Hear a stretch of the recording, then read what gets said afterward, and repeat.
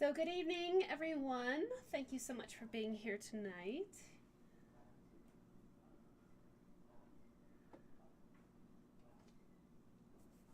Glad you can be here. I hope everybody can hear me and see me okay. If you're new here, my name is Minisa, and we are going to be working on a wood burning of a swan that we kind of started last week. So, hi Shirley. Hi Angela. Hi TH. I am feeling better, thank you. I was pretty run down last week. A little bit low energy, but doing better tonight. And congratulations, TH, on your first show tomorrow. I wish you all the best of luck with that. That's fantastic. Hi, Laura. Glad that you are here as well. Hi, Mellow Yellow. Hi, Terry. Yeah, it was a pretty small live stream last week, being the day after Thanksgiving. It was quite small. I wasn't quite feeling all that great, so we kind of cut it a few minutes short. But we got a really good start on this swan, so that was lovely. And hopefully more people can make it tonight, because I know it was kind of crazy with the holidays.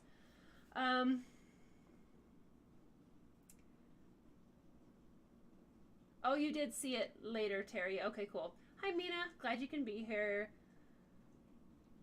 Hello, Tracy. Hi, Rich. Hello, Emily. Glad you can be here.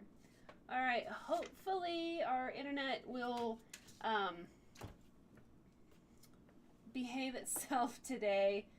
It seems like I've been kind of dealing with a little bit of weird internet lately, so hopefully that'll all work out fine, and we'll just keep on going. Now, at any time during the live stream, if you do experience lag or internet challenges, there's a couple things that you can do. First of all, check your settings and see if you're trying to watch a live stream in high resolution. That might be kind of a lag issue on your end. If for some reason the feed cuts out, go ahead and log out and then log back in, and that might help. And if nothing else works, watch the live stream. After the live stream is over, it should all be pretty smooth at that point. So, okay. Hello, Lori Lee. Terry, you kept wanting to get into the conversation. That's awesome. I love the interaction that we have here. Hi, Larry. Glad that you can see. Oh, you're at a restaurant. Okay. That's very sweet. I hope you have a wonderful dinner. And I did get your email, and I sent you a response back regarding that. So I should be able to help you out with that issue. Okay. Hello, Jai. I hope I am saying that correctly. Welcome to the live stream. So if you weren't here last week, what we started out with was we outlined the swan lightly. I used the Walnut Hollow Creative Versa tool for that one, just because I have a little bit more control over that. So we did a nice outline, light outline around the swan. Once we're done burning, you really should not see that outline. Then we added some soft and subtle shading to the swan, and then I switched over to the razor tip and was putting in some of these ripples, these real dark sections in here. And then kind of balanced out some of those dark values by going back to the Versa tool and putting in some of those mid-tones. So, so we're just gonna dive right in. I'd like to kind of get up and around the swan's head in there, and we'll just kind of fine tune this for a little bit. There's just a lot of lateral strokes for this, so for the most part, I'm working on the swan opposite, like 90 degrees opposite of where I normally would. And I know it looks funny. It looks like a ram or something shaped like that. But anyway, okay, go ahead, and if you have any questions along the way, go ahead and shout those out if you need to, and we'll go ahead and get started. Oh, guess what I did? I cleaned, for the first time in like years, I cleaned my shading point. Look how shiny that thing is. Let me see if I can't get you. There you go.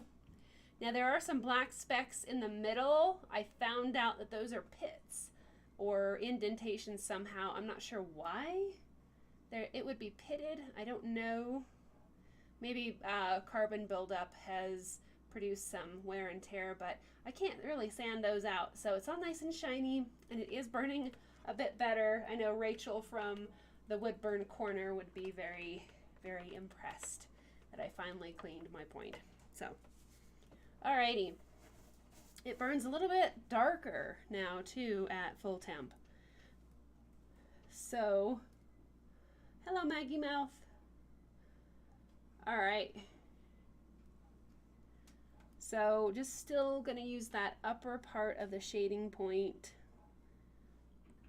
I want to fill in and build up some of those values in the water. The water is quite dark, but we want to maintain some of these lateral strokes as we're working in here, so we can build those up as well.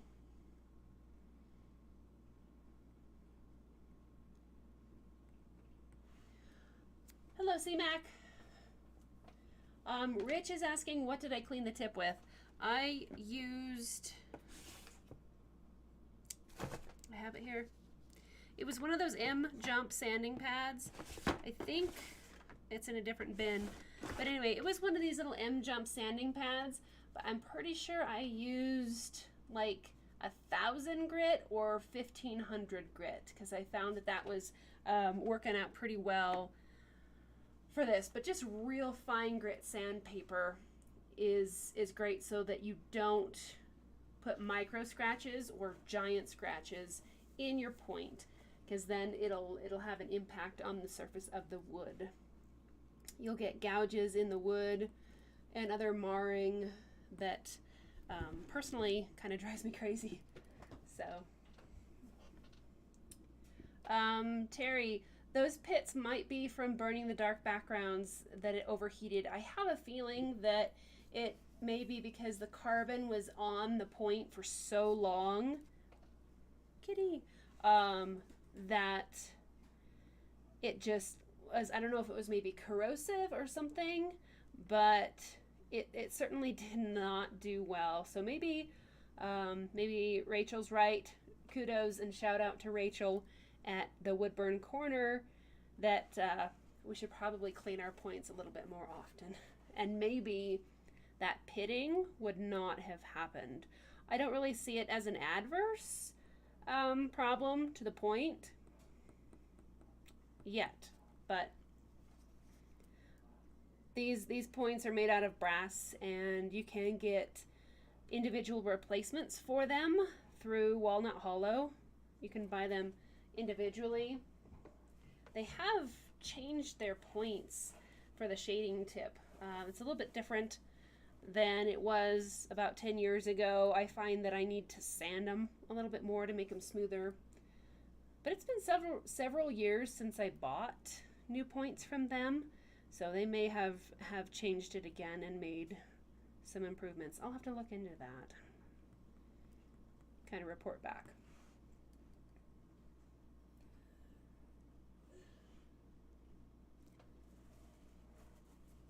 Hello, Jai. How to clean the tip after heating it becomes black. Yes, so with the versatile points, they're simply like a soft brass, and they're very fragile. I have found it's easy to damage them. Like this one has a chip kind of right on that leading edge. There's a little bit of a damaged chip. They dent, and they're a little bit fragile. But if you use a fine grit sandpaper, turn the burner off, let it cool completely, and then use that sanding pad to gently and very carefully sand your point. So as an example, Here's one, obviously it's off. It does have a little bit of gunk on it, and you just take a real fine grit sanding pad, like 1,000 grit or 1,500, and then you just rub it like that. Make sure, look, you can see the darkness coming off on that sanding pad. So that's all I do. These are a little bit squishy and soft and flexible. I like that because you're not going to get hard edges that might damage your point. But after just a little bit, you can start to see, especially around the edges, see how it's bright and shiny around the edges? It takes a while to get to that center. You can even kind of put a bend in that pad. That's why I like the flexible ones. And then you can sand and get more of that middle. Now you can see I'm getting a little bit more of the middle there. You can see that coming off. So make sure your burner is off before you sand. There's other ways to clean the point with it hot. I don't really advise that. I don't really do that. So I would say be safe than sorry, and turn the burner off before you try to clean the points. So Jai, I hope that answers your question, and I hope I'm saying your name right. Hello, Jim. Congratulations on your grandson's high school football season. That is fantastic. And we missed you and glad that you're back.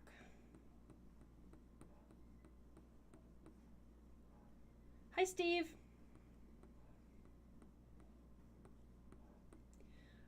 Terry is asking, do you hold that with light or medium pressure?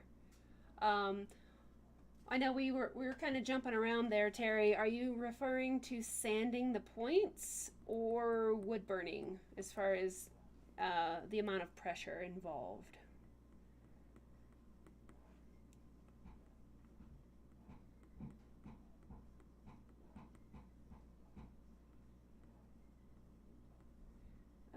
Sanding the tip. I would say as long as you have a really fine grit sandpaper, you can press down a little bit harder. So I would say like a medium pressure to sand those points. Just really make sure that your sanding pad is a fine enough grit to where it's not going to damage the point, but effective enough that you're not going to take, you know, an hour to clean the point. I will say that mine took a while to get kind of scrubbed up. These shading points seem to be higher on the outer rim, like that one that I was sanding. See how it's really bright right there on the edges? It seemed to take forever to clean off the middle, the very center of it. So putting a bend in the sanding paper certainly helped with reaching that middle section of the sanding pad, middle section of the point.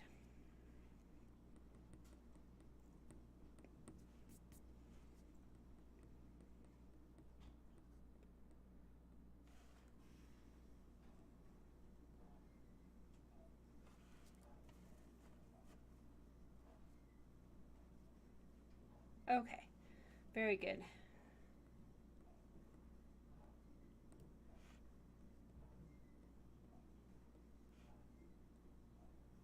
So see, as I build up the background, we really should not see that outline, that initial outline that I made for the swan.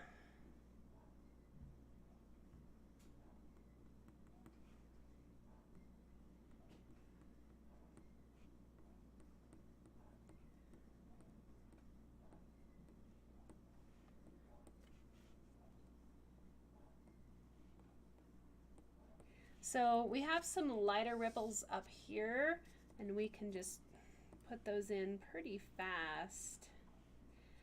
Remember that the longer stroke that you make, the lighter the line will be, and the slower the stroke, the darker the line will be. So that's kind of a little bit of a basic idea or foundational skill that you learn with wood burning is how to create different valued strokes based on how fast you move the burner. And you know, after a while you don't even think about it. You just match the stroke speed to what you need. But in the beginning it takes a little bit of like more forethought, you know, to really think about how to make those darker lines or lighter lines without adjusting the temperature. Because when I first started, I did not have a variable temperature dial, so I had to come up with other ways to create the different tonal ranges. And you can do that by moving your burner faster or slower. You can also turn the burner down and also blow on the point to cool it down.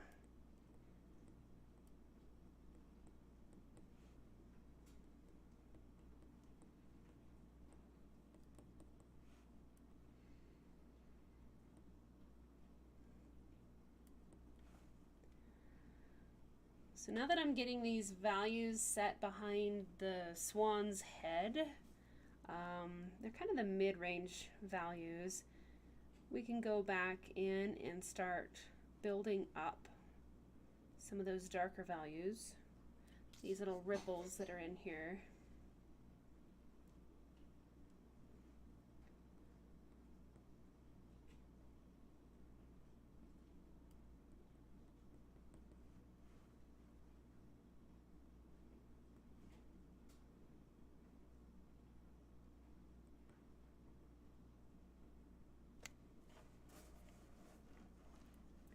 So do we have any other questions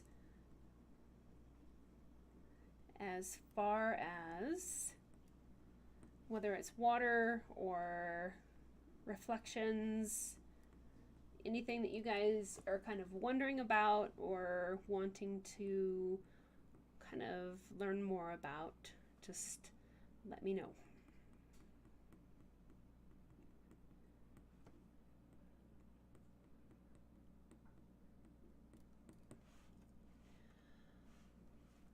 I know it looks kind of odd burning on this from the side.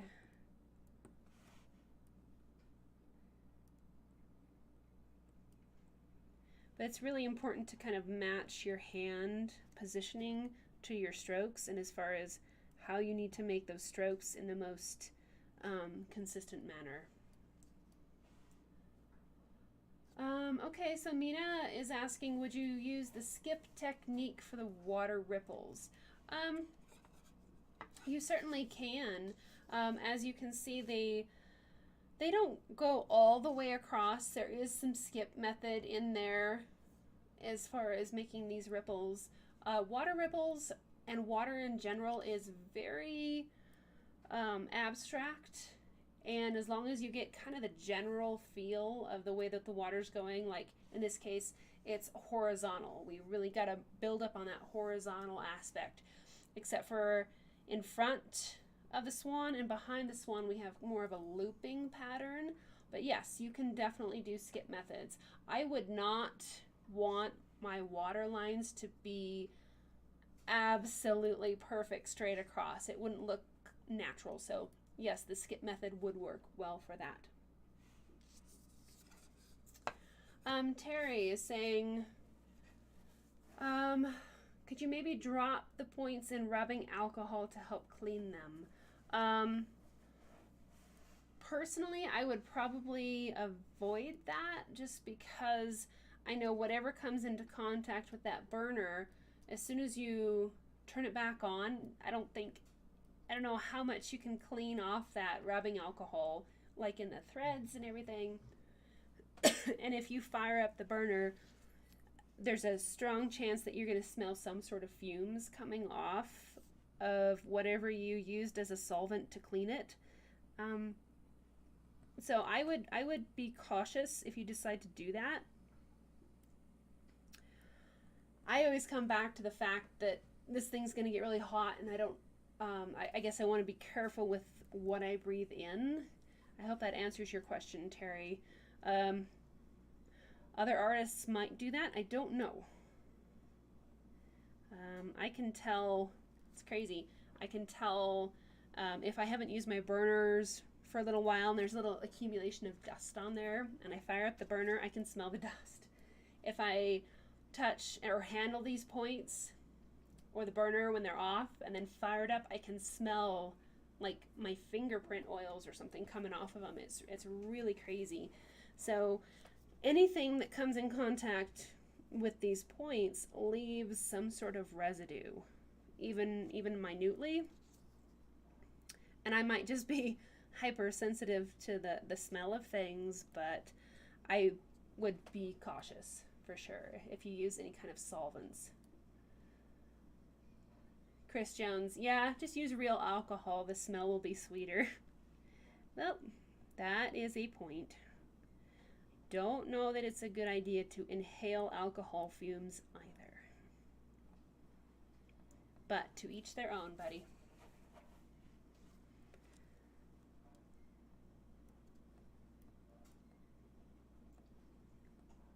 But all very good questions. Thank you. I know some people have wanted to wood burn on like gun stocks or old furniture and anything like that. My first thought is, has it been clear coated with anything? Oils, varnishes, I don't really care what it is. If it goes onto the wood, I would figure it's going to soak down through the layers of the wood. And just because you sand off what you see, I don't know that that you're ever going to get all that solvent or stain out of the wood fibers. And so it's kind of a no-go for me as far as if people want me to burn on anything other than unfinished wood. I'm really, really kind of a stickler when it comes to that. So, because how far do you know how to sand down? I don't know. So safety is definitely a big factor. I wish we could just dunk our points in something and have them cleaned. That would be really cool. Okay, so these ripples in here, everything right now looks pretty stark. So I'm gonna try to kind of soften some of these ripples up a little bit. Thank you, C-Mac. I appreciate it. Glad that you can be here, and thanks so much for joining and for your very kind words.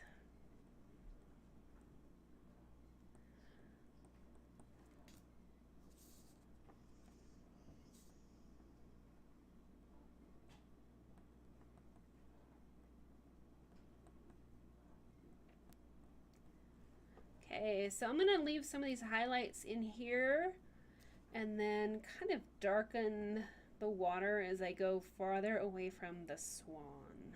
I think that'll help to kind of give some more balance in here with the tones.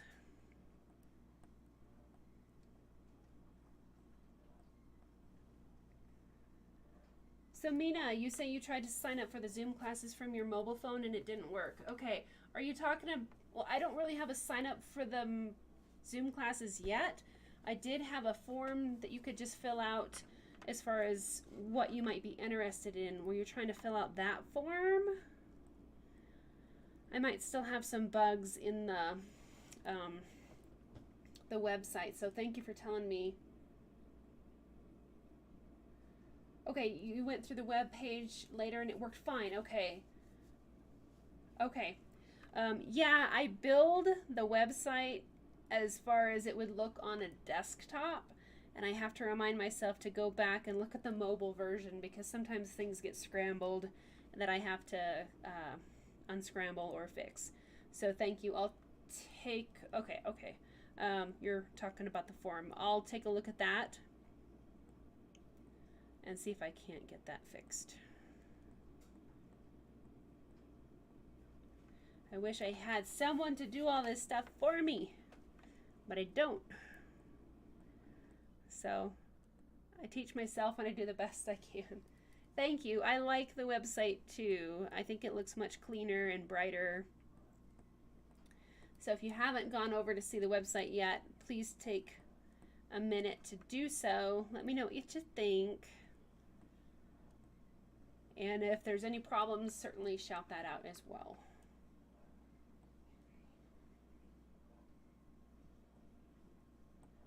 Okay, so this is getting a little bit better. I know it looks weird sideways, but so as we build up a little bit more of our darker mid-tone range in here, it accentuates and pops some of these rippled highlights, and then it's not like black, white, black, white, black, white. It's more balanced for sure. Mina, yes, I got your order for the calendar. Thank you so much. I did go ahead and extend the deadline for the calendars, I think, until tomorrow at like midnight. So if you haven't put in an order for a calendar, you still can do that until tomorrow. I just kind of need to have a cutoff date because I want to make sure everybody gets their calendars by Christmas. This is a calendar from like 2018, but this is an example of the calendars. They have really, really nice prints. Again, this was 2018. And by the way, I think I have like over 10 of these calendars from 2018. If anybody wants one and wants to just kind of like cover some shipping plus a couple dollars if you want to donate or something, this has 12 really great prints. And so again, this was 2018.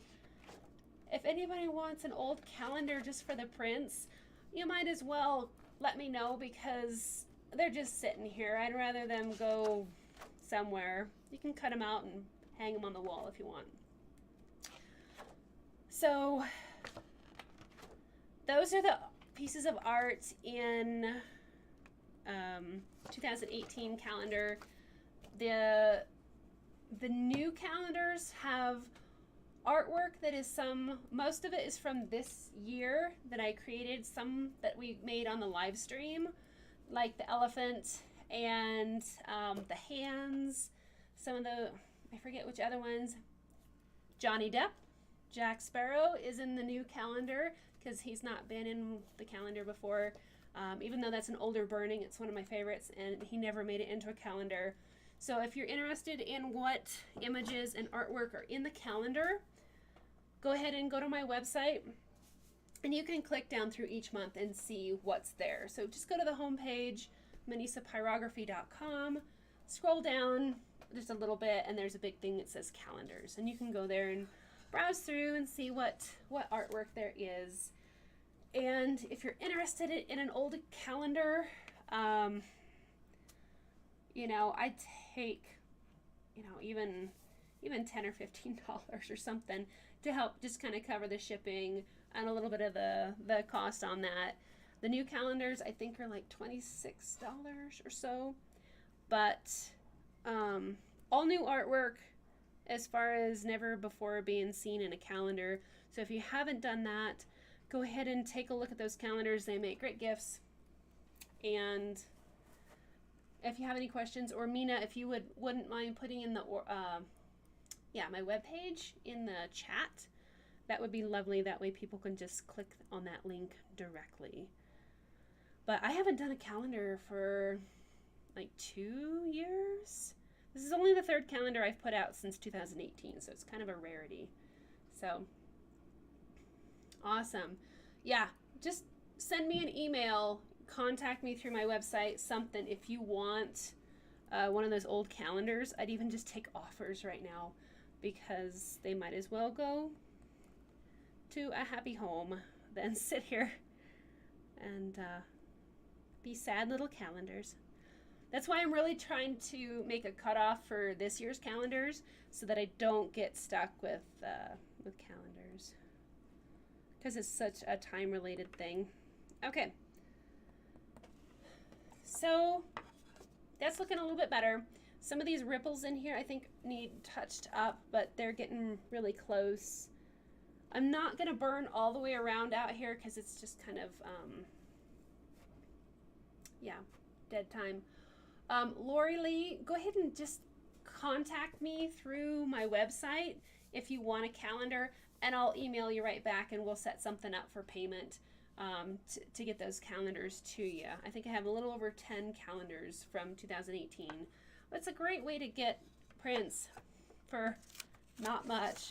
So, and again, the new calendars, those are the first batch I should get next week, and those will be sent out. The second batch will be a little bit later, but I really want to try to get all of those sent out and delivered to you by Christmas, so that if there are gifts or anything, that you'll be able to make that work.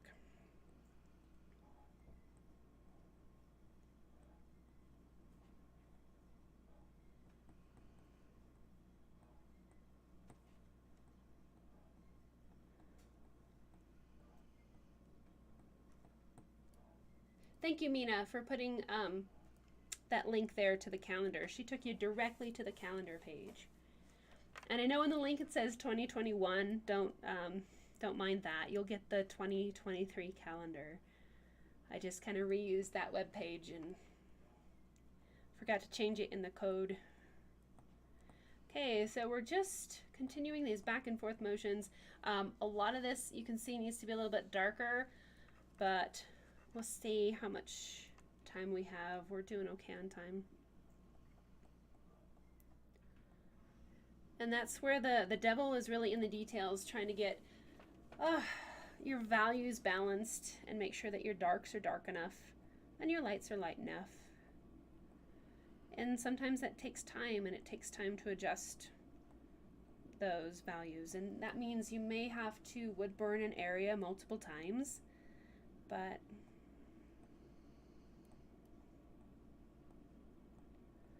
it all comes together in the end.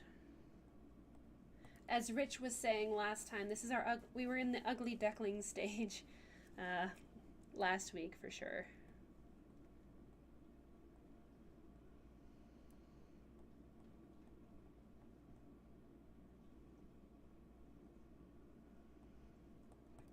And I apologize, my dishwasher is going in the background, so if you hear a rumbling, that's what that is.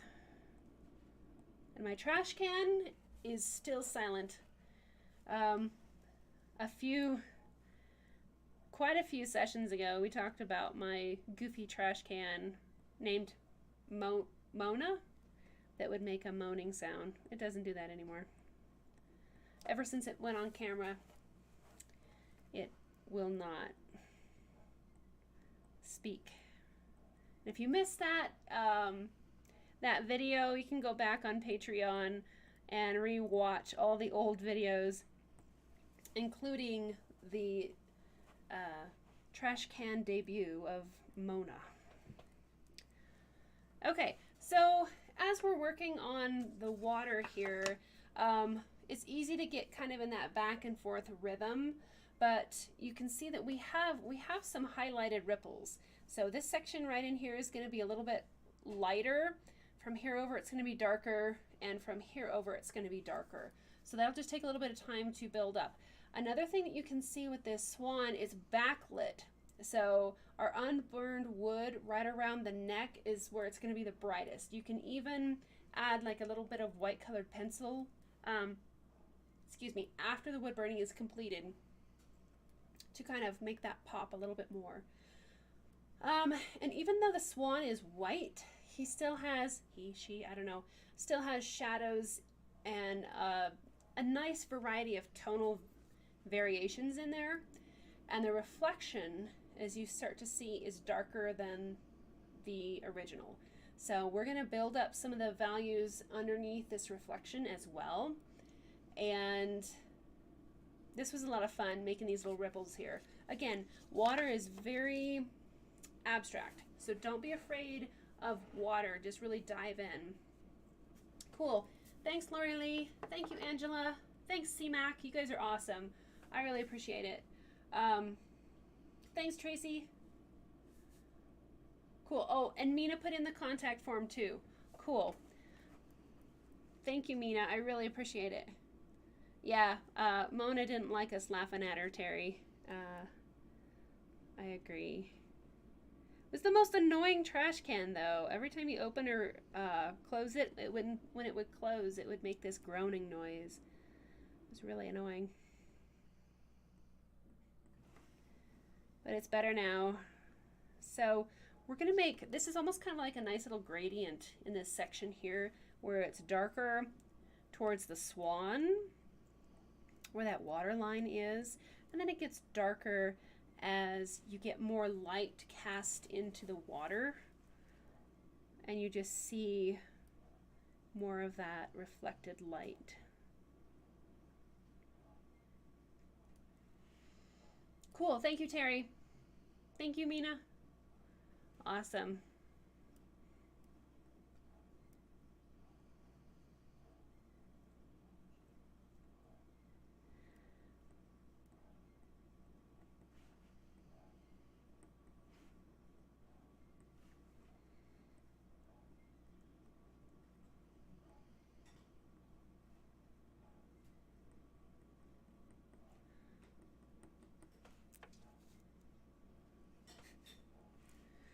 Okay, let's see, where am I at? Now, if you didn't see the first video, I did have this black stripe in the wood, just kind of a blemish. So I'm making the water in front of the reflection a little bit darker than it is in the reference photo to kind of hide that. But again,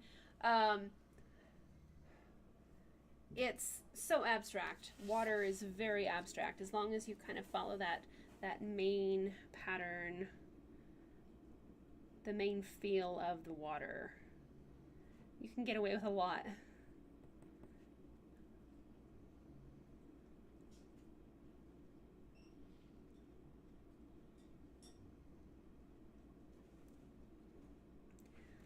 And I still want to, I know we're upside down now, it gives a different perspective, but I do want to add a little bit more shading so that we don't see that outline.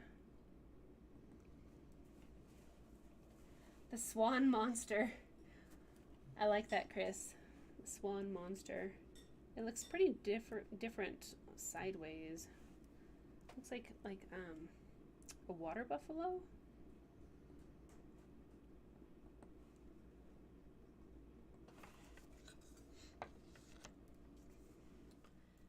Thanks, Laura.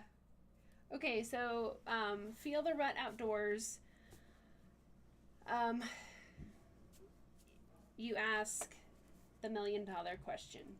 What do you put on the wood burning when you're done to protect it from fading? Okay, I don't know. I've tried many things. Like in the books I taught, and what I learned when I first started wood burning is I used like 3 coats of polyacrylic, like a water-based brush on.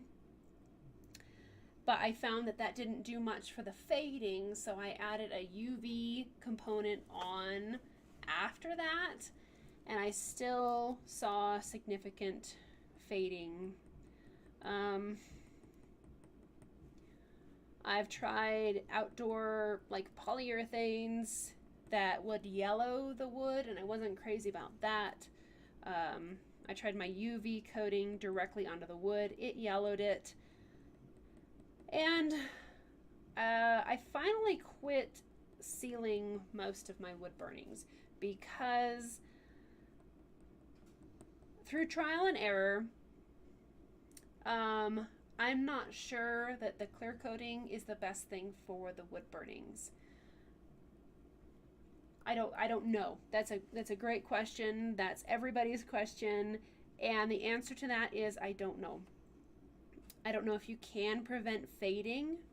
I do know that if you clear coat over a wood burning and it fades, you cannot go back and touch it up.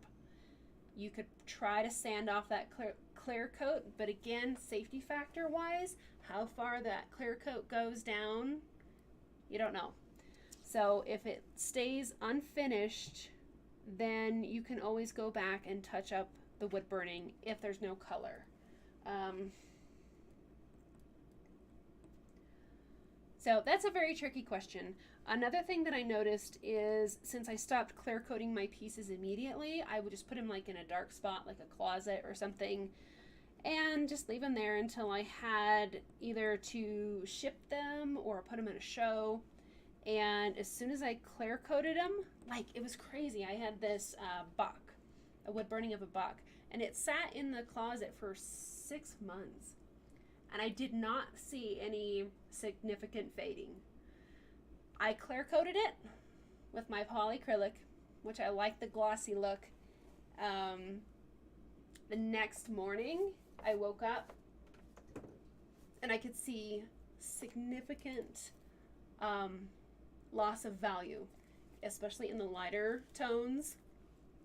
And it was at that point where I was really distressed and frustrated, to the point that I realized that maybe I should not put clear coats on the wood burnings. So I am doing a kind of an experiment with the big soldier wood burnings that I made. They are currently sitting in an office, unfinished, but underneath museum quality UV protectant glass. So we'll see how that goes. And so, I don't know, I'll let you know. I wish there was an answer to that question. It was a long answer, and I know it doesn't help, but I wish there was a magic way to preserve it. And that's why I sell prints of a lot of my work too, because it's a great way to kind of compensate your time involved, and people get a wonderful lasting picture that won't fade. Jim says, I just sent a message through your contact tab on the website. Okay, cool. Awesome. Thank you. I really, really appreciate it. Okay, so I kind of went on a rant there, but this is looking better. We're getting there. We still see the outline on the swan's tail end, so we'll start kind of working on that as well.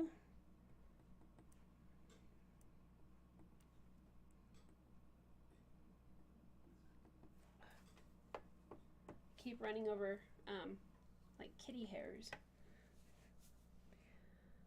Okay. So let's work on the swan butt and see what we can do here. As long as you guys can see. Let's go this way so you can see better. Sorry about that. Okay. All good questions tonight, guys. Let me know if there's any other questions as you think of them. Just go ahead and throw them out there. It gives me something to think about and do while we're working here. Again, when we're dealing with a wood burning of a subject that's up close, we want those white areas are going to pull forward and those darker areas are going to push back. So by burning a dark background around that swan, it's going to make that really pop forward and to give it a nice three-dimensional look to it.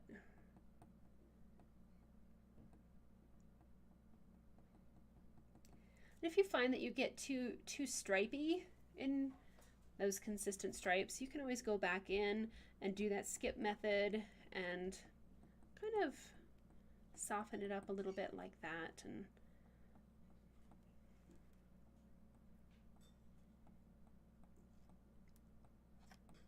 break up the monotony of those lines. And you can also notice that my lines aren't exactly straight. They have kind of angles to them. They're wider and then they get more narrow. In the shadow areas, as you can see here, they're much wider, like fatter, and then as they come into the lighter areas, they taper down a little bit. Lori Lee is asking, anyone know shipping details to ship wood burning to the UK from the US? I've done a fair bit of shipping overseas. It depends on the size.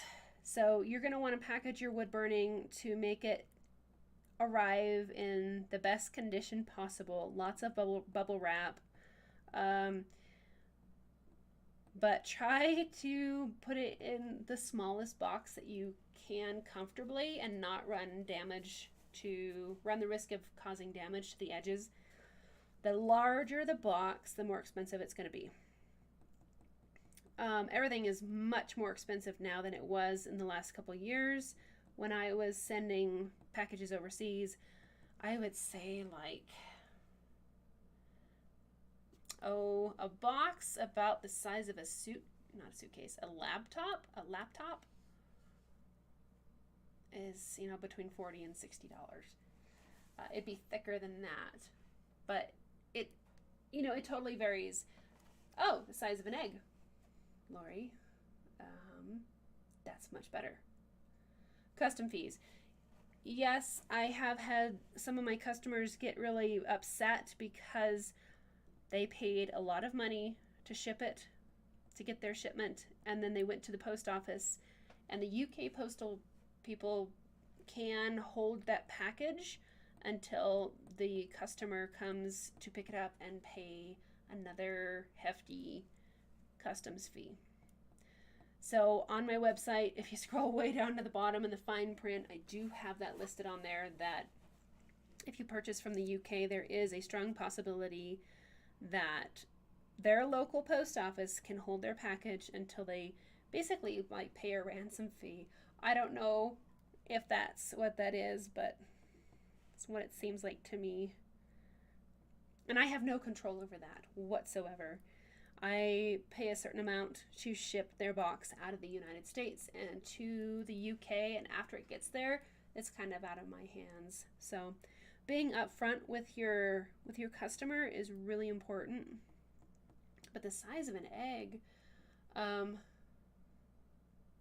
think I've shipped DVDs over there, and they're, the size of a DVD in a box. I want to say it was probably $20, $25 to ship over there. But if you get your item packaged up and take it to the post office, and they can weigh it and give you kind of an exact quote. Yes, Lori Lee, take it, get it all packaged up, take it to the post office. They'll weigh it, calculate everything, and then you can just take it back home and contact your client and say, hey, this is the exact amount, and bill them from there. I think there's an online form, like a calculation form, where you can put in the size of the box and the weight and all that. I found it kind of complicated on the Postal Service website, so just take it down to your local PO, and they can ring it up and give you an estimate, and you don't have to send it at that time if you don't want to. So, hope that helps. Cool.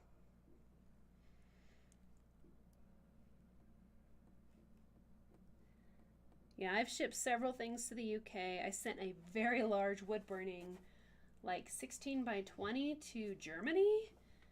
That was like a $60 shipping fee. But that was a couple years ago, so it's probably more now.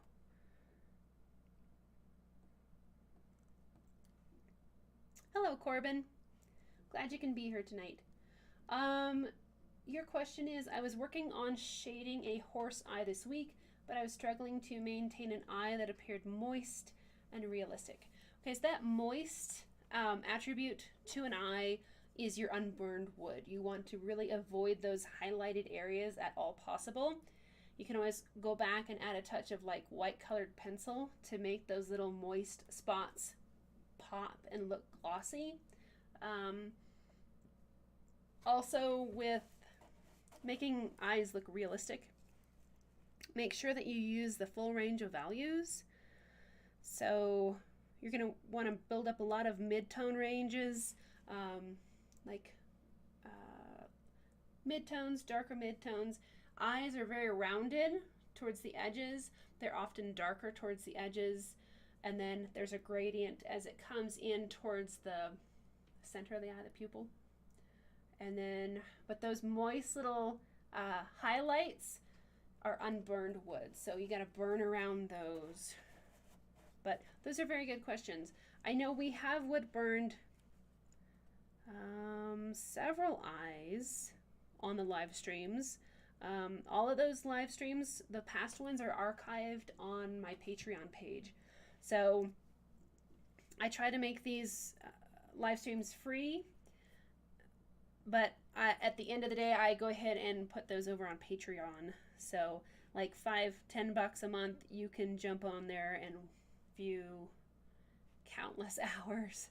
Now, this is our 32nd live stream, so there's a ton of footage on the Patreon site for very, very little money. So it just helps me to continue offering these for free and keep the lights on here around the house. So Corbin, yes, you would like to see a tutorial on how to use the shading tip to burn the realistic eyes in real-time speeds. Again, go to Patreon.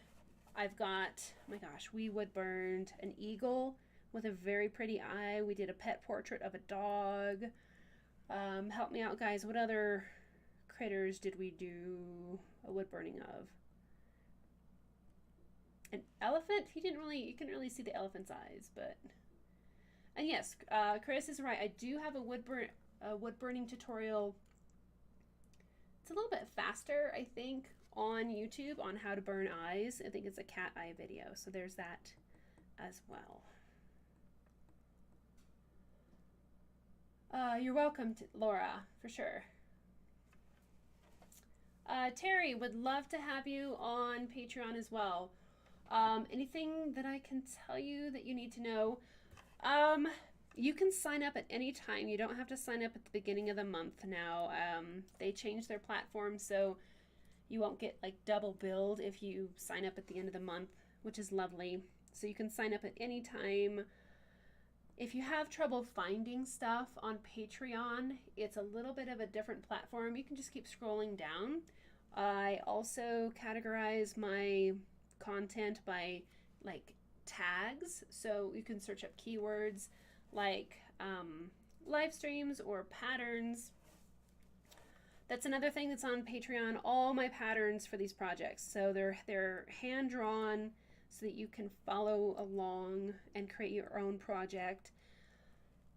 All of the projects on Patreon are okay for you to use legally because I get my reference photos from free sourced spots, except for one, and that's a tiger that I got from wildlifereferencephotos.com.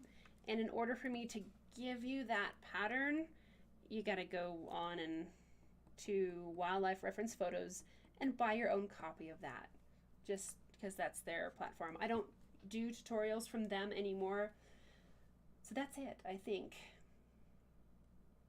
But there's like over 25, I think. I don't know, there's a ton of tutorials, full-length tutorials. There's 32 live streams that are 2 hours each, so do the math on that one. There's a ton of content. And reference photos, patterns. So it's a tremendous resource if you're serious about learning more about wood burning for very little money. Also, there's another perk if you join Patreon. You can also join our Facebook group. I have a private Facebook group where people can just, chat and share their artwork and ask questions and all that. So I think there's like 30 or 50 people on there now. So that's great. That's growing nicely. So it's a nice little community. Another thing with Patreon is I'll often put out polls for feedback as far as upcoming projects, so you can kind of help decide what wood burning projects we'll be doing next on the live stream.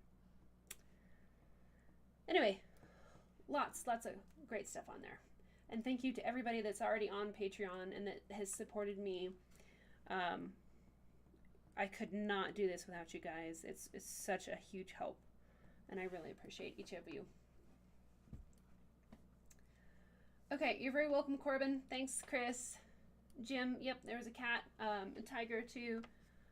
You're welcome, Terry. Who's second math? Well, 32 and 32 is what, 64 hours? Anyway, there's a lot of hours on there. I've been working with the kids on their math. So thanks, Laura. I'm glad you're enjoying the Patreon. Chris is asking, have I ever burned an MC Escher illusion? I drew stuff like that when I was younger, but I have not done a wood burning of one. I don't know the legality of that. As far as copyright laws, I try my best to stay away from anything that's copyrighted, but that would be very cool. A lot of hard edges in those. That'd be just awesome.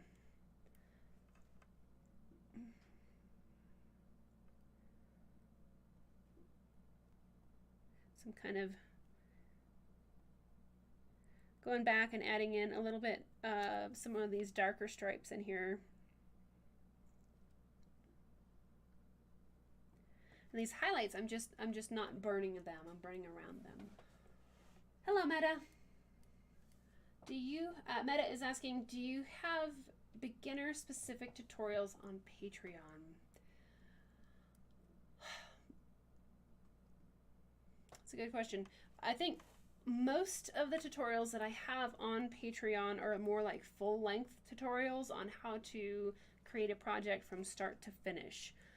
As if you're looking for basic beginning skills, I have I put together a set of DVDs that they're also instant downloads. So if you don't like the DVDs, you can just download them. If you like the DVDs in that hard copy, I have them here and I can just pop them in the mail. So if you look on my website, minisapyrography.com, you can take a look at those DVDs and instant downloads. Those are more specifically designed for teaching the basics, the beginning basics of wood burning.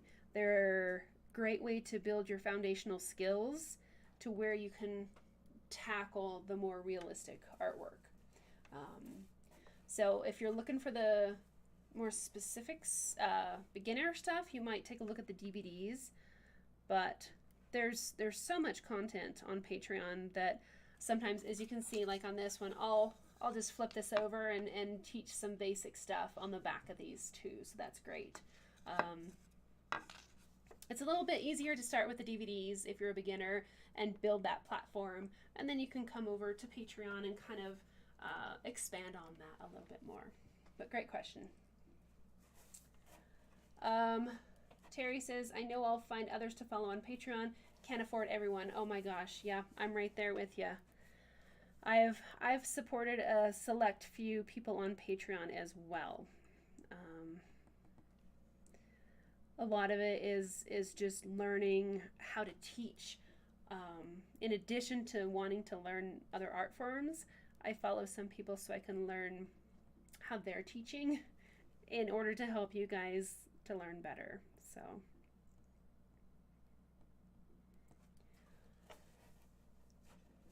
TH says, do you already know which pictures will be on your calendar? If not, I'd like to see the military one. It's one of the favorites. Yes, the military one is in the upcoming calendar. Both of them, I think. I think I've got one for, I think I have the older style Patriot is pictured for July because of Independence Day. And then the newer soldier is in November for Veterans Day. So, but if you want to take a look at the calendar, check out that link that Mina put in the chat, and you can go and click through each month to see what the upcoming calendar artwork looks like. You're welcome, Meta. Yes, TH. I had to crop it a little bit, the soldier pieces, to fit the horizontal platform layout, but I like them. I think they're just great. I try to be really mindful about what artwork I put on which month, so it makes sense. My spooky Halloween crazy wood burning, it's in October, so got some newer ones in there. Okay, so let's take a look at this and see how we're going. This is starting to really, I think we're getting through that ugly duckling stage and building up our mid-range values in here.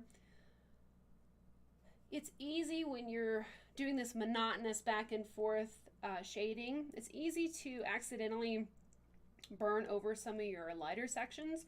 You want to really try to avoid that, because you can't have light without dark, and you can't have dark without light. You need those little strips of unburned wood or lightly burned wood peeking through your background in order to give it life.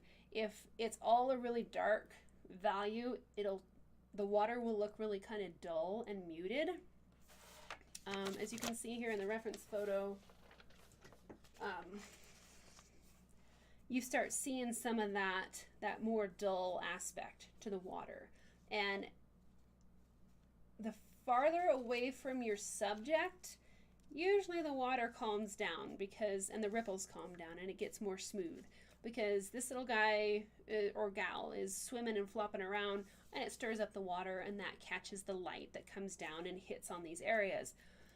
As the ripples get farther away from the activity, they die down. And so you're going to want to see a lot more tonal variation right around the swan, and then it's going to gradually get a little bit more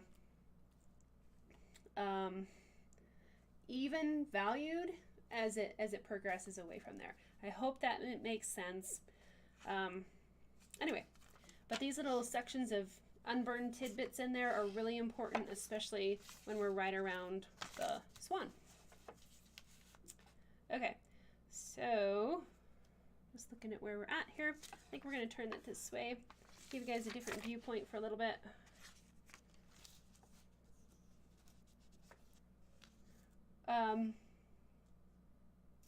Yes, I'm excited for the calendars too. The first batch is just shipping out today, like from the printer to me. So I should get them next week, and then I'll package them up right away. The second batch is going to be a little bit later, but hopefully everybody can get them by Christmas.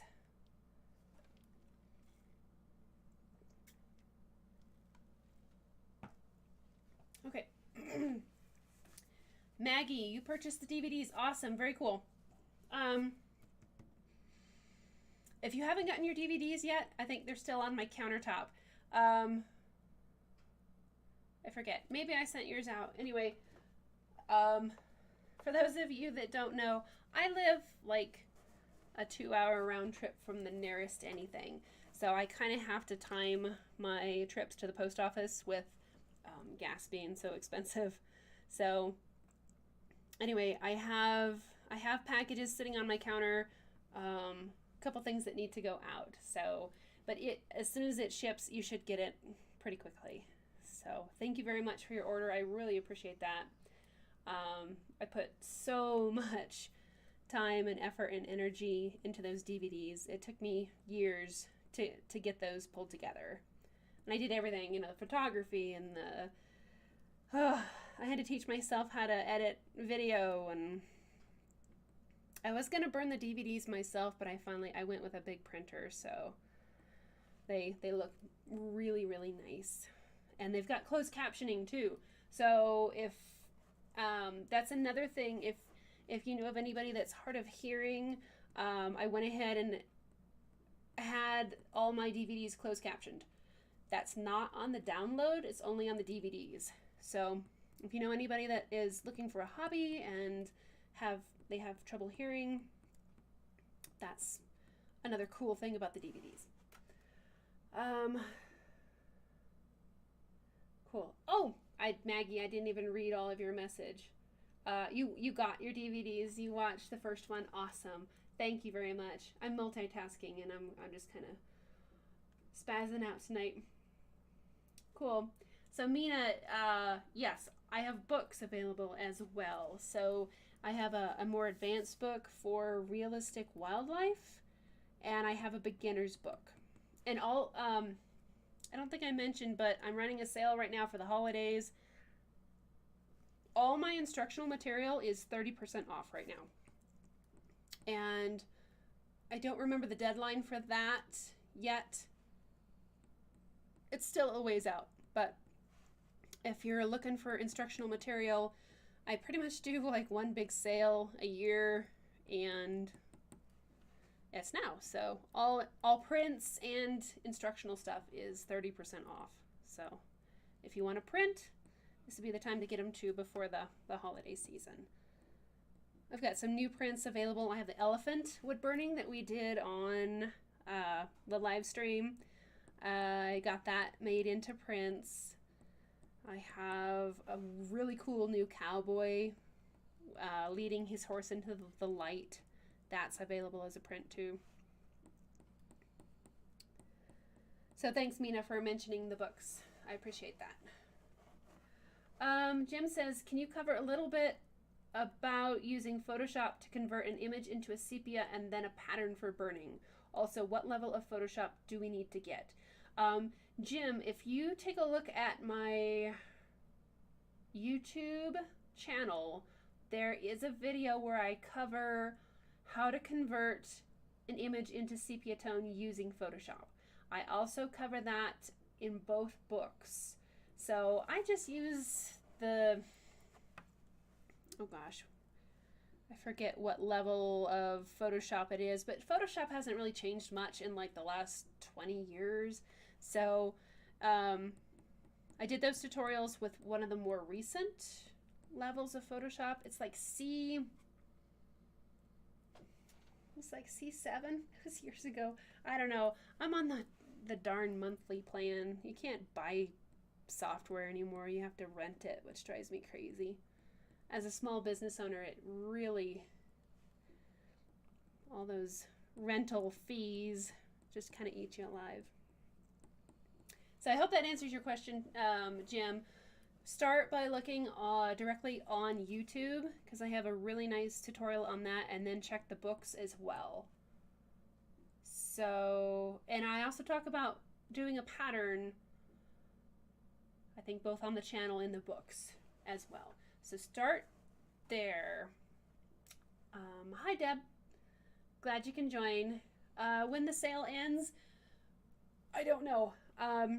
I'll probably push it back a little bit more closer to the holidays, like, you know, what is it? Like maybe the 15th. I can kind of adjust that. I haven't really promoted the holiday sale yet. I've been working on the calendars, so I'll give people plenty of time to get onto that holiday sale. So it's probably going to be closer to like the 15th of the month. That way I can still get stuff sent out, and you should get it by Christmas. So,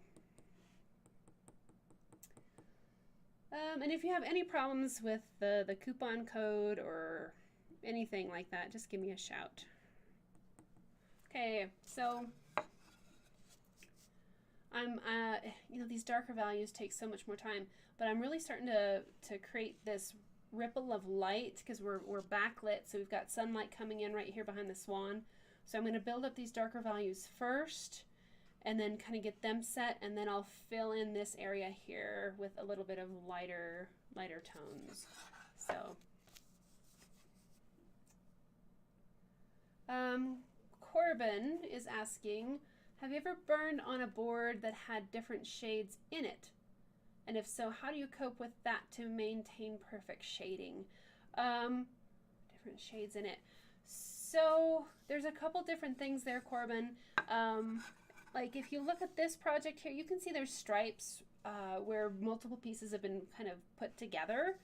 That can have some different varieties and tonal changes to it. That can be frustrating.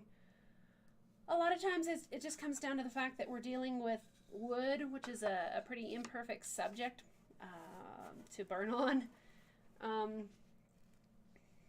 And I know I love my art to be as perfect as I possibly can, but at some point I realized that I need to allow the wood to be irregular and have kind of add its own life to the wood burning.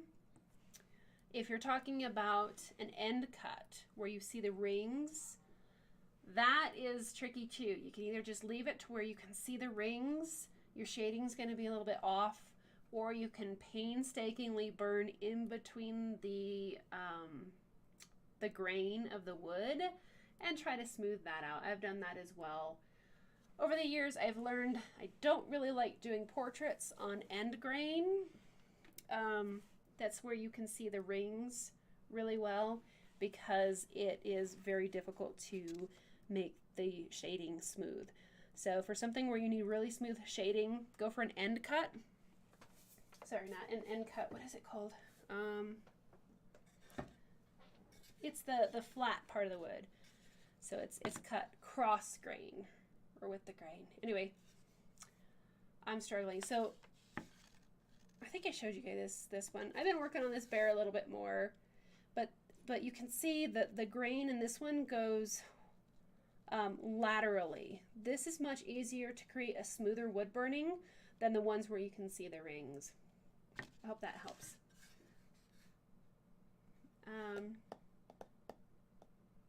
Thanks, C-Mac. Thanks, Maggie. You got them. Okay, cool. Terry says that she uses Photoshop Elements 12 and it works fine. Cool. I don't think I've used Elements. It's like, shoot.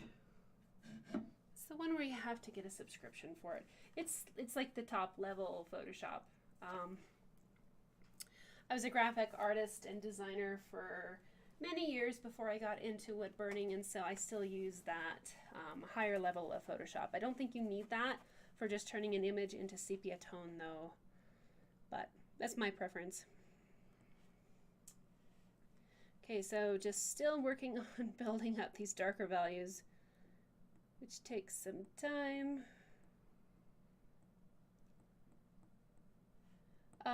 Thank you, Mina. Mina found the tutorial on YouTube on how to convert an image to sepia tone. Thank you, Mina, so much. So if you're looking for information on that, there is that available too. And I really want to try to start making more YouTube videos and get more content out there. They take so much work, so much time and planning to put together. It's really crazy. As an army of one, I need more time. I need more of me. You're welcome, Jim, on the information from Photoshop. And yes, that stuff is in the books as well. Angela says the updates are killing me. I'm going to have to get a computer with more RAM. Just upgraded my current one to 8 megabytes and I'm starting to see the signs of not enough. Yeah.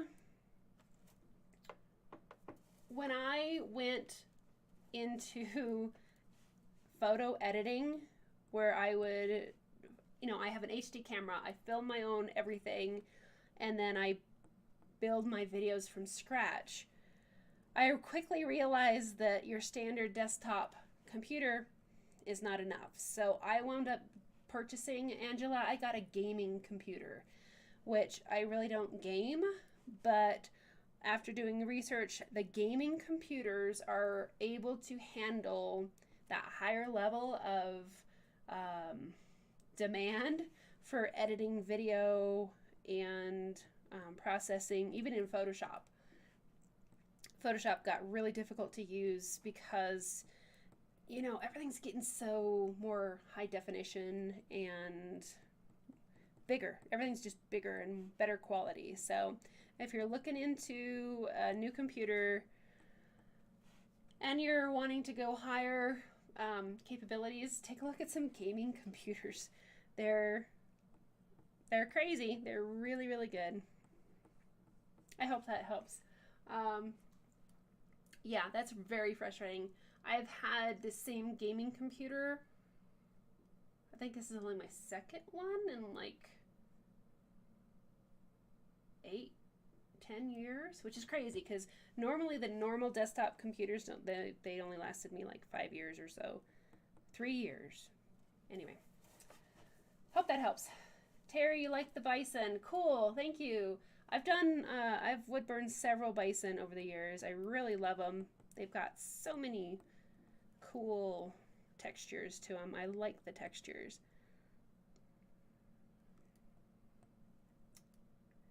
Chris says, I think either Inkscape or GIMP will convert an image into sepia. Cool. Both are free to download and use. That's great. Very great. So yeah, you don't always need to go get the big software. I share how to use Photoshop because that's what I use. but there's other platforms out there, so don't forget about that. Thank you, Chris. That's a great point. So, hey, that's really holding up. I thought I was going to get a lot more carbon. Look at that. It's still pretty shiny at the tip. That's great. It is burning a little bit faster than it normally does, so that's cool. So I'm just looking at these ripples here. I've got a dark section here and then another one there, so I'm going to try to maybe make this other section of the water a little bit more interesting.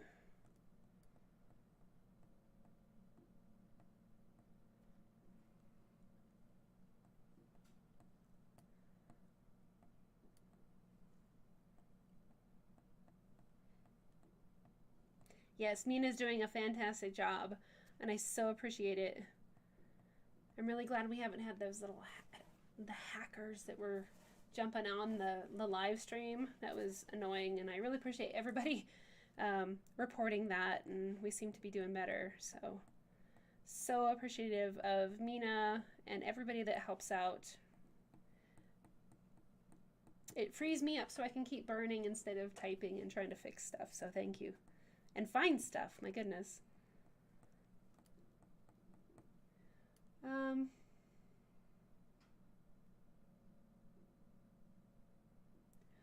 Okay.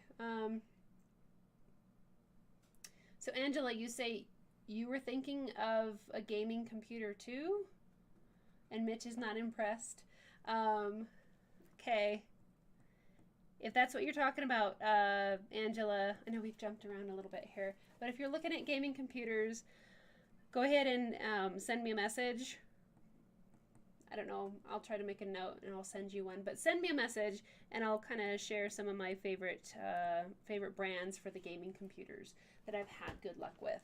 I've lost, you know, everything breaks, but a couple pieces of hardware on them over the time, you know, like a power supply unit, but you just go grab another one. And anyway, I've had really good luck with a certain brand, so I can share that with you if you want.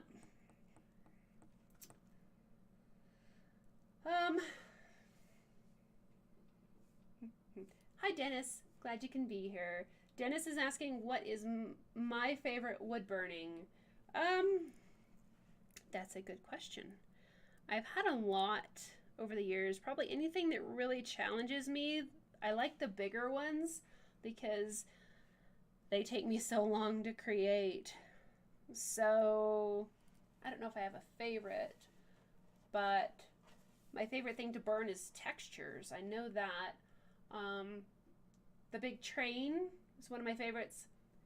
The two soldiers that I made are some of my favorites. And the cowboy, like all you can see is his belt buckle, like he had a gun belt and blue jeans and a shirt. I like that one too. It was a Western kind of a lawman one. So textures, but those are probably my favorites. And then I did a wood burning of an aspen leaf with some water droplets. That was a lot of fun too. So it's hard to say. Anything that challenges me. I think I missed. Hi, Sheenan. Sheehan. Sorry about that. Sheehan says, what type of finish do you use on your pieces? We had a pretty in-depth conversation on that in tonight's live stream. So you're welcome to go back and watch that again if you'd like. It was in like the first part of the live stream. But long story short, I've kind of stopped clear coating my original wood burnings because I have seen some immediate degradation and loss of value. And I don't know what is the best finish. I've used several over the years. And again, we talked about that early on in tonight's live stream. So for right now, I'm leaving my pieces unfinished until I can find a better solution. I know that doesn't really help, but that's kind of where I'm at. Okay. Dun, dun, dun, dun. Yes, Terry, bison's eyes are definitely, I think, small for their heads. I think it's the fluff. They hide in the fluff. Okay. Thanks, Mina. Great, Corbin. I know I'm a little bit behind here in the chat. Angela's trying to learn more on Photoshop. You want to do collages and surrealism. Me too. I want to get into abstract realism. Is something I've always thought would be really cool and that I'm working towards. I don't know that I can really do it with wood burning. Probably, but. So I'm making another dark rippled section in here is what I'm doing.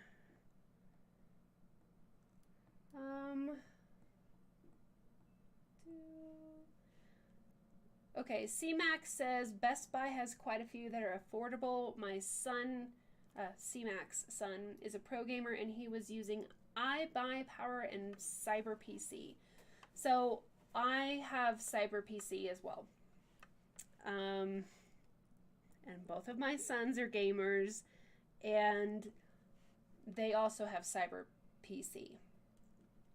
So I've had really good luck with that. I bought my first CyberPC when I first started making the DVDs.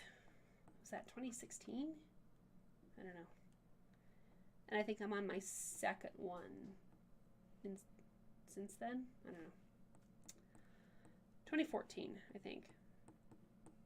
Doesn't matter. Anyway, I like them. I'll probably continue using the CyberPC. Feel the Rut Outdoors. I love the Cowboy too. I love the Soldiers, Mina. And GMH, the big train coming out of the dark. That's Chaos. I love that one.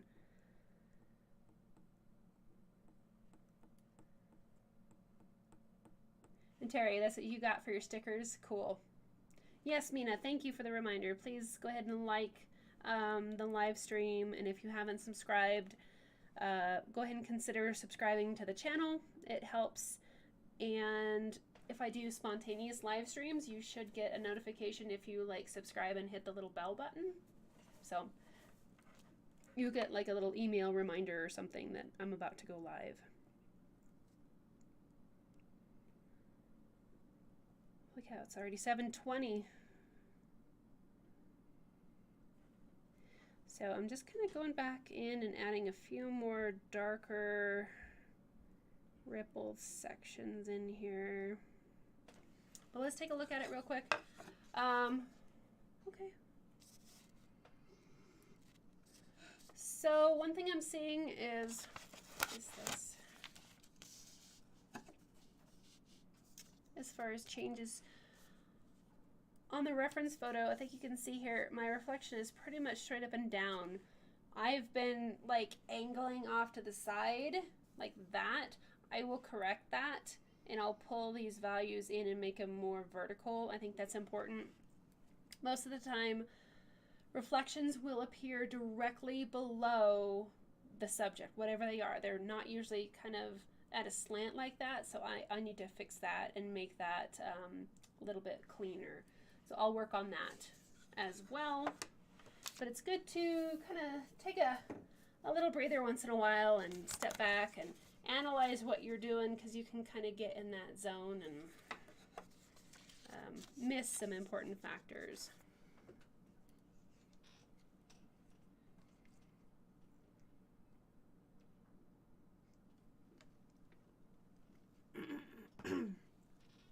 CMAC, you're on a CyberPC too? Cool. Yeah, we've upgraded, I think, several of our CyberPCs because, you know, you can, it's amazingly simple how you can buy new components and just pull them out and plug them back in, and it's a good learning opportunity. I've replaced power supply units. Let's see, what else have I done? I've upgraded RAM cards, I've updated graphic drives. Anyway, it's all quite simple. There's a lot of great YouTube videos on how to save yourself from a very long wait at the computer repair shop. Just get your new parts and watch a video, and there you go. Because the worst thing about having a down computer is the downtime waiting for it to get fixed. Okay, so I really am going to try to shore this up here a little bit more.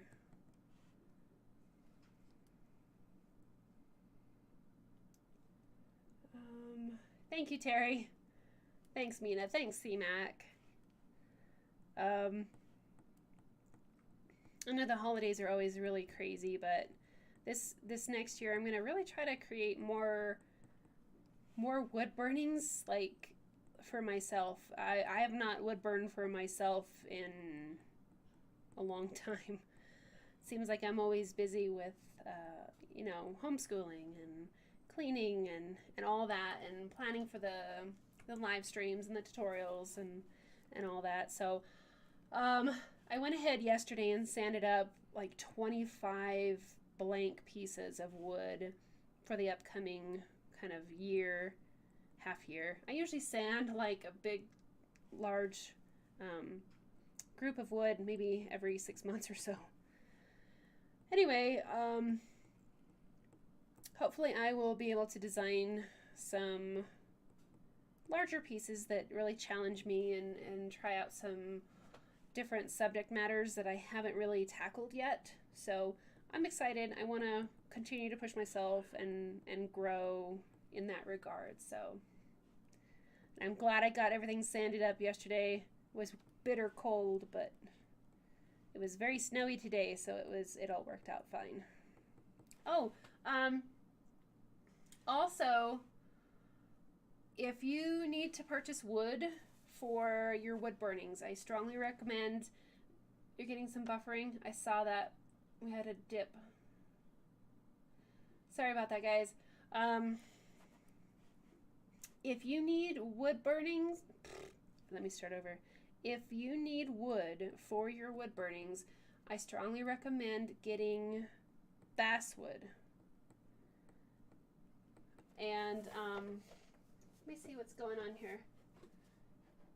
Bum, bum, bum. You guys have buffering. Okay. Hello. Just trying to see where I'm at here. I hope it'll catch up. Sorry about that if I'm losing you to buffering. Watch it again if you can. It should be clean. Anyway, walnuthollow.com is having their annual holiday sale where you can get 40% off everything in their store. That includes wood burners, points, pretty sure on points, and pieces of wood. So don't forget that. If you need pieces of wood, this is a great time to purchase from walnuthollow.com. Good night, Feel the Rut. Hope you have a great night. Thanks for joining us. Anyway, so go to walnuthollow.com. I'm not sponsored or anything like that. I just really like their products, and you can get 40% off. Be prepared though to pay for shipping. It can be pretty, well, everything's gone up, so you can save a lot with the 40% off sale, but they still have to ship that wood to you, and it's heavy. So I went ahead and I got my order in a couple weeks ago, I think. Anyway, very excited. I usually order wood once a year, and this is that time to do that. So, and when I first started wood burning, I would save up like all year. Anytime I would sell something, I would save my money so I could buy more wood pieces once a year from their sale and buy enough to get me through the next year. So great people to work with.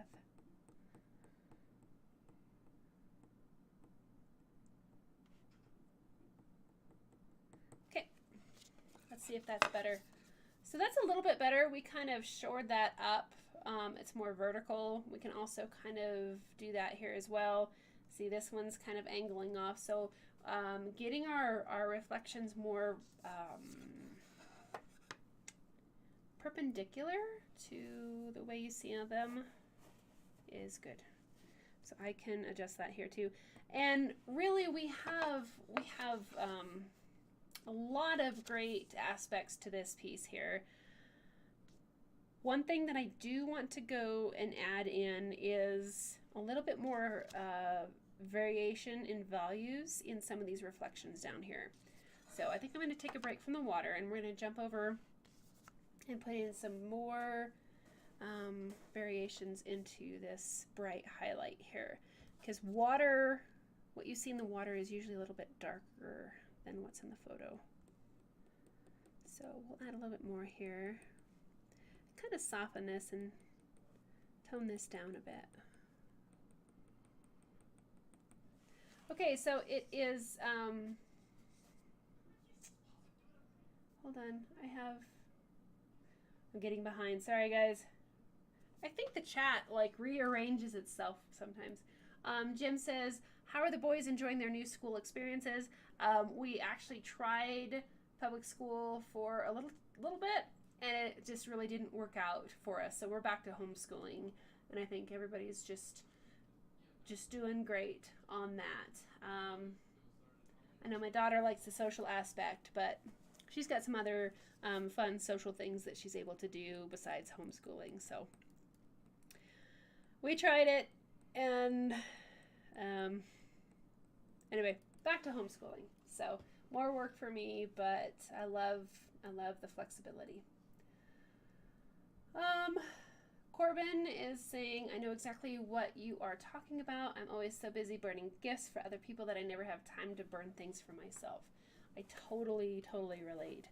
And that's how I started in wood burning, was burning gifts for Christmas. We were at a very challenging time in our lives with minimal resources and really struggling for money. And so I started looking around at ways to try to make some sort of extra income to help us just to put some groceries on the table. And I tried my hand at wood carving because we were living in a really remote cabin in the middle of nowhere and all we had was wood outside. And so I thought, well, maybe if I could like carve a little thing and then I could sell it or make gifts or something.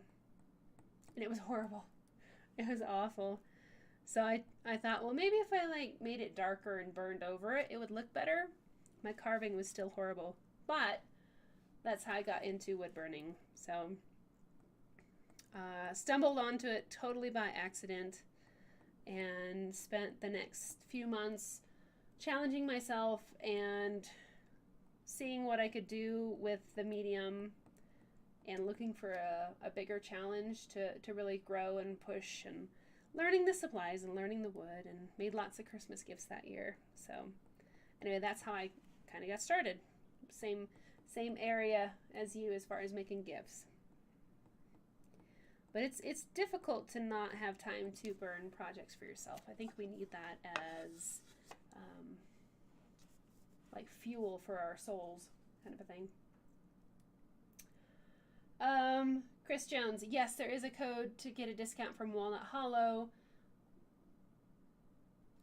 Oh, is the sale over? Okay. So they have, oh gosh, sorry. I think I mentioned the sale last week, but I know not many people were there. So the Walnut Hollow 40% off discount code may be over.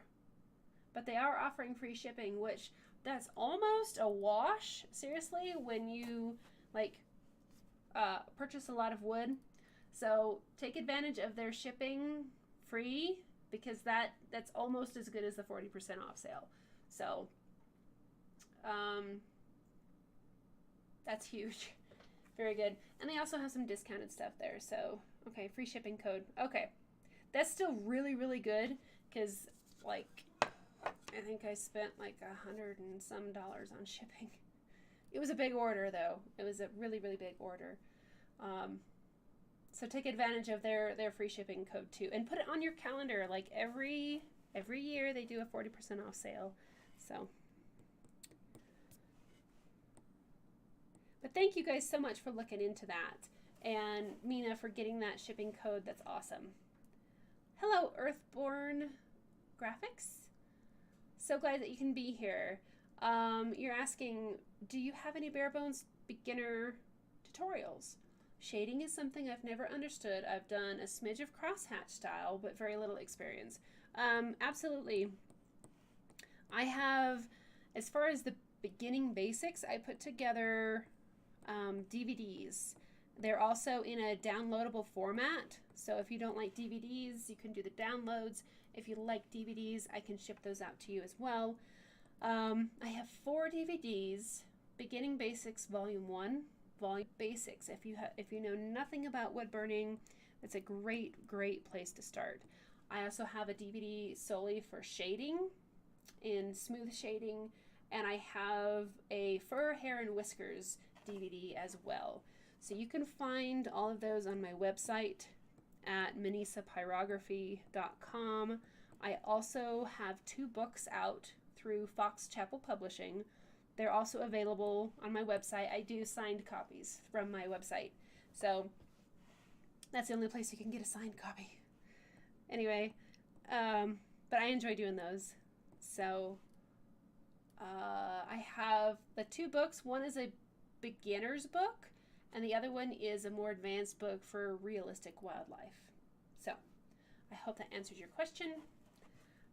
Yeah, we talked about that earlier tonight too. Terry, where's Will and Lexi? I think Lexi is off doing her own thing, and so is Will. We're not doing pizza tonight because I made spaghetti last night, and there's leftovers, so it's a little quiet tonight, but that's okay. All right, so I'm trying to kind of straighten up some of these reflections here. I see this one's kind of angled off a little bit too. I can straighten that up a bit. Okay. Thanks, guys, for helping out Earthborn Graphics. Yeah, we're not having pizza tonight. Okay, so it's after 7:30. It's time for our giveaway. I do have... What do I have? So every live stream at about 7:30, I do a little giveaway just as a thank you to everybody for being here. I still have stickers of most of my wood burnings that I've created over the years, even a couple like a drawing. But anyway, so you would get 2 stickers, one for you, one for a friend, or you can take both. That's fine. And I also have a mouse pad. So this is a grizzly bear wood burning that I made a few years ago. This is my mother's reference photo from Yellowstone when we went as a family. So these are my little goodies. You can either pick the stickers, you get 2 stickers, or the mouse pad tonight.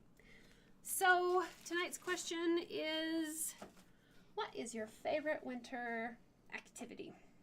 So go ahead and put that in the chat. It's the contest. It's not a contest, it's a giveaway. Just a thank you. It's open to everybody. And you can go ahead and put that in there, and I'll try to get caught up on the chat. Hi, Kate. Glad you can be here. Kate says, by the time I get done burning Christmas gifts, I have no desire to work on my own projects. I understand that too. I've been working on my dragon for over 2 years and just can't get it done. Yeah, I made a big train burning, like 16 by 26. It took me over a year to get it done, and I had to reburn a lot of areas because of it, but totally relate. Jim, yes. Glad we're back on homeschooling. We considered doing football, but I wanted to focus on athletics for my son, and he decided that public school just wasn't really for him, and that's just fine. It's hard to go from homeschooling directly into high school, so we're doing just fine. Okay. Earthborn Graphics, you're better with video than books. Okay, cool. So go ahead and take a look at my website, minisapyrography.com. Oh, Mina put it there. Thank you, Mina. And I have a holiday discount right now. It's a holiday sale, 30% off all the instructional materials. So I usually only do this sale once a year. So if you're interested in the books, they're a great companion to the videos so that you don't have to go back and watch the videos to find certain areas. You can kind of flip through the book. I actually reference my own book a lot, which is pretty crazy because people ask questions and I'm like, I know I talked about this, but I can't remember where, and so I'll flip back through my own book, so that's pretty handy.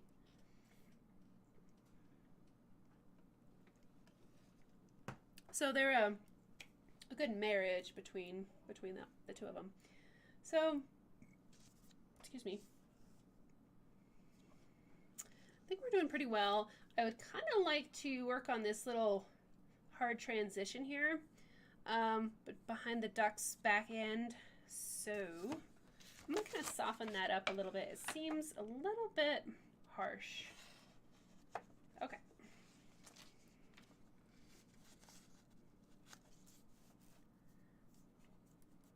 Yes, giveaway time, CMAC. So anybody that wants to participate, you can just tell me what is your favorite winter activity. Even if you live in Hawaii, you know, that's okay. What's your favorite winter time or holiday activity?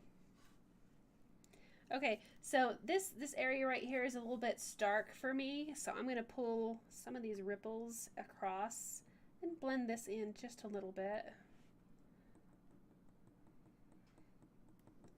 Seems like a little bit of a harsh transition. And yeah, everybody just go ahead and throw in your 2 cents, your comments there if you want. Kind of share. I like the community that we develop here on the live streams, so it's great that you guys get a chance to visit with each other and learn more about each other and where you're from and all that.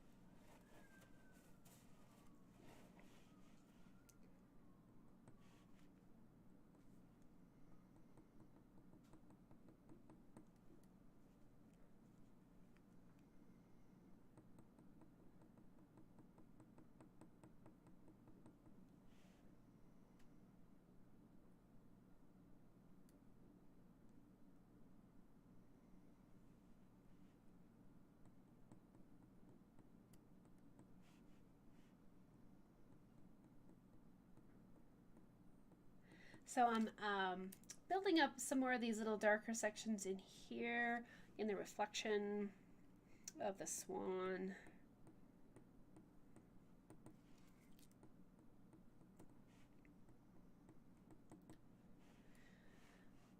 So as far as the next live stream, are you guys okay with continuing to do live streams through December? Because I know Friday nights are probably a pretty busy night, and I'm okay with continuing live streams through December, even though I know it's a little bit busy. You can always probably go back and watch it again if you want to. What I'm thinking of for the next live stream would be to kind of catch up and wrap up some of our other projects as far as adding color. So I would take some of our autumn projects that we did, autumn and winter, and make sure that those are finished up, and then we can do kind of another big color session as far as adding color to a variety of different pieces. So, and we'll just fill that live stream with as much color that we can. So let me know if that's something that sounds good to you guys, and we'll kind of go from there. Okay. So let me kind of zip back through the chat here really quick.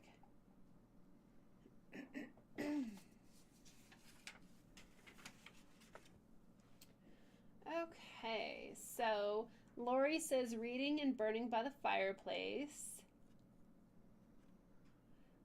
Terry says, my favorite winter activity is staying indoors with a cup of hot cocoa and sitting by the fire with my dogs and doing some art. I love it. It's great. Jim, you recommend my books. Thank you. Very, very great. Yeah, I have a lot of pyrography books too. I'm glad that you really liked my books. It's fantastic. I love that they're able to help people. Kate says, favorite winter activity is doing artwork. I love it. Yep, I'm right there with you. C-Mac is hot chocolate. Aw, you are expecting your future grandbaby. Congratulations, C-Mac. That's lovely. Angela, you like art, don't like the cold, used to love snowmobiling. That's me too. I grew up snowmobiling. Had to kind of give up snowmobiling once I became a mom. It's hard to be away for that long. Dennis loves to go skiing. Very good. Laura's favorite winter activity is sitting by the window, watching the new snow falling down. Other than that, it's reading or working on art. Very lovely. TH is reading with a cup of hot green tea, snuggled in cozy clothes and a blanket. You guys are awesome. This is just lovely.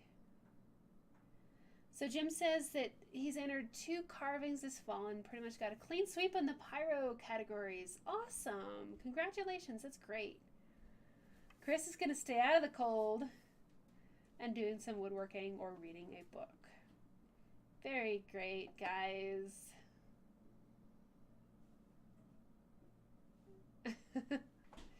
Okay, trying to catch up here.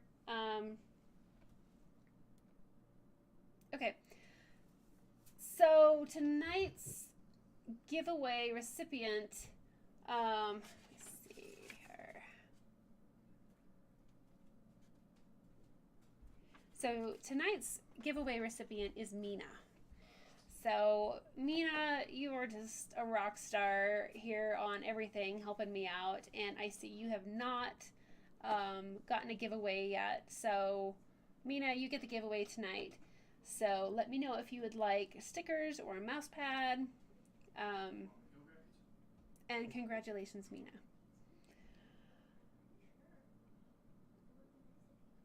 Okay, so everybody's saying that you guys want to continue the live streams. Okay.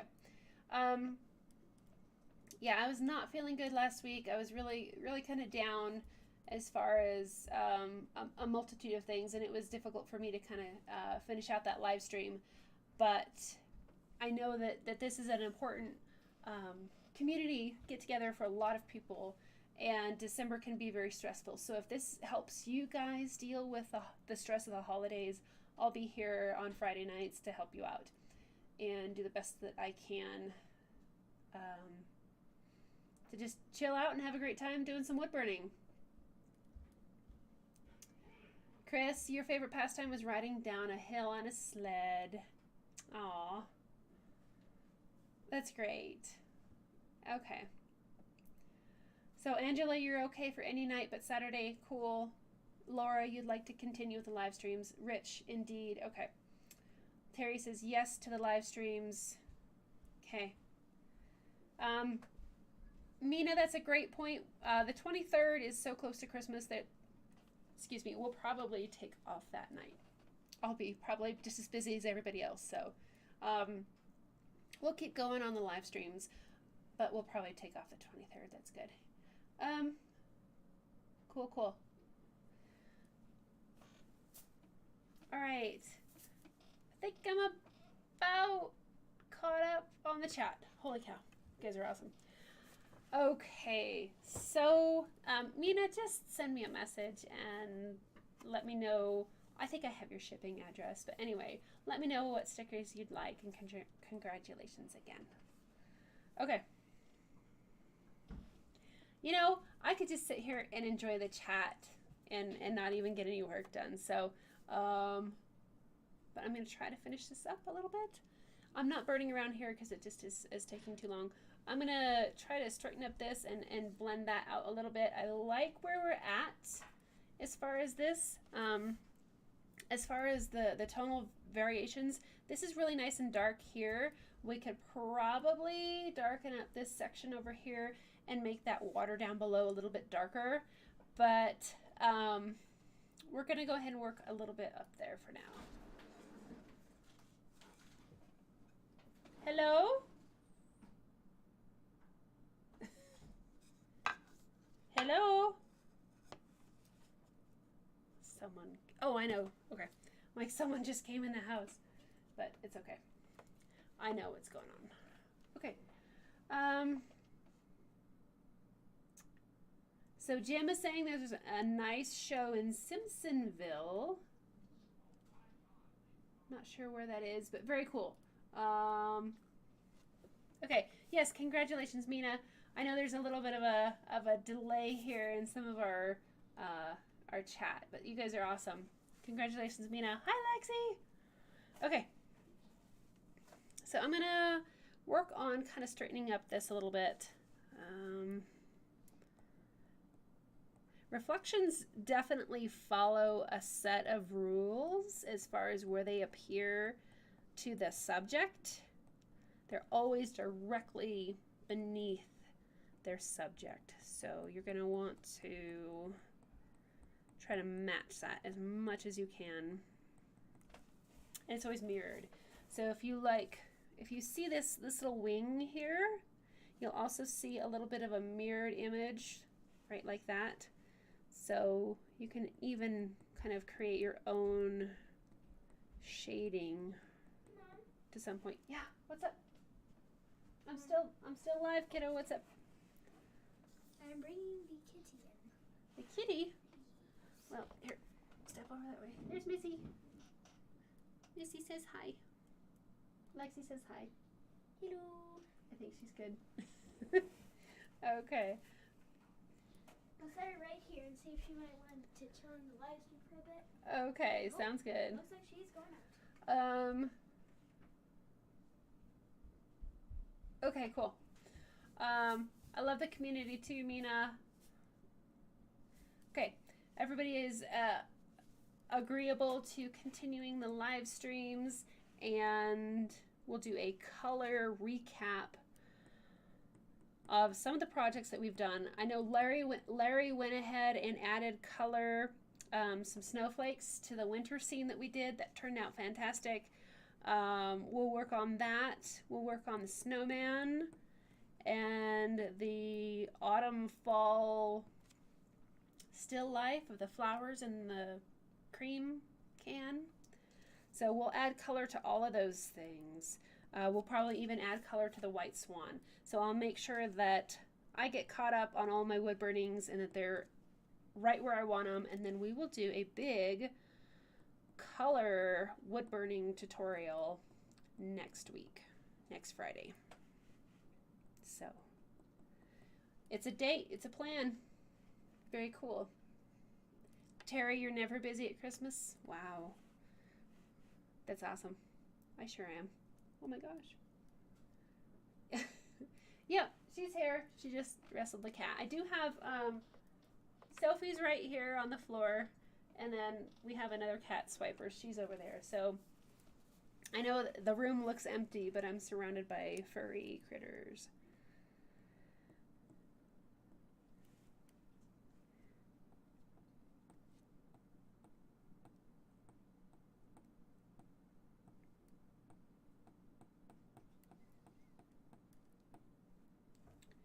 Oh, Simpsonville, Jim says, is next to Greenville, South Carolina, about 2 hours west of Charlotte, down I-85. Cool. So it sounds like there's an amazing event there. That's great. I really want to try to get out more this next year and work on some in-person teaching. Also, I am planning Zoom classes. They probably won't be until like the first of the year because the holidays are just so crazy.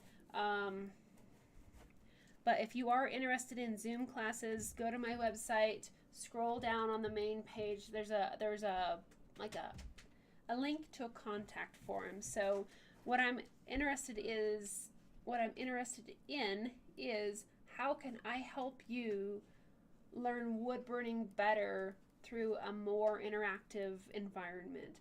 I know the chat is great here on the live stream, but the Zoom classes would feature a way for you to show on camera, if you want, what you're working on in real time, so I can see how you're wood burning and if there's any way that I can help you achieve what you want to achieve in a more either a one-on-one setting or a very small group setting. I'm thinking like a group of 5 max. So I'm putting together some plans for that. If you're interested, go ahead, go to my website, minisapyrography.com, and let me know if that is something that you would be interested in and how I can help you. That way, the more I get feedback from people, I can group together small classes. So there's that. There's a kitty. So my daughter moved the cat into the picture. This is Swiper. She's an older kitty. She's often very grumpy. That's why she's called Swiper. She swipes at stuff.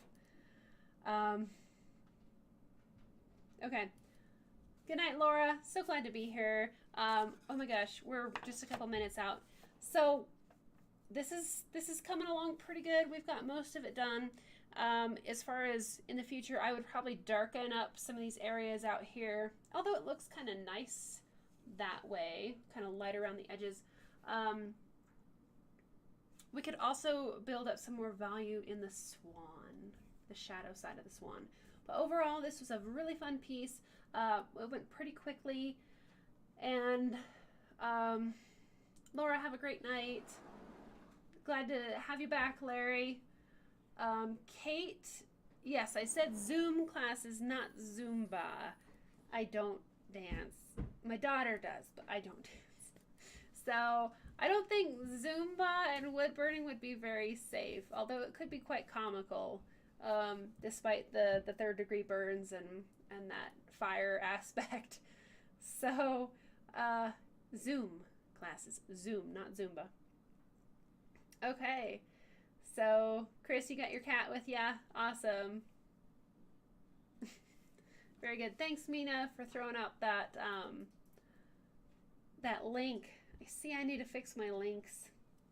Okay. Dennis, thank you so much for joining. Really appreciate it. I think we're kind of at a point where we can wrap this up. So if there's any questions, go ahead. You can jump over to my website, send me a message. I'll do my best to get back with you in a fairly quick time. And thank everybody so much for being here tonight. And thanks again for everybody's interest in those older calendars. I really appreciate that. I will get back with everybody that messaged and make sure that you get a calendar, and I'll talk with each of you individually as far as how to make that all happen. So Chris, you'd like to get on the classes? It depends on the price.